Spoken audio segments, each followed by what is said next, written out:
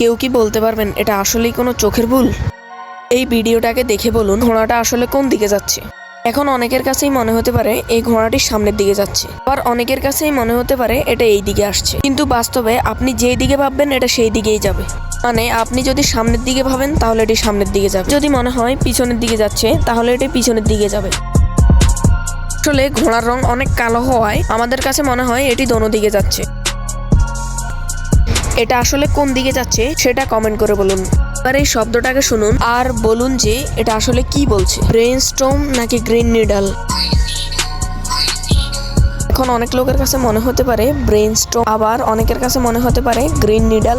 আসলে এটা শোনার সময় আপনি যে শব্দটাকে পড়বেন আপনার কাছে সেটাই মনে হবে, হয়তো আপনার বিশ্বাস নাও হতে পারে, তাই আবার শুনে দেখুন।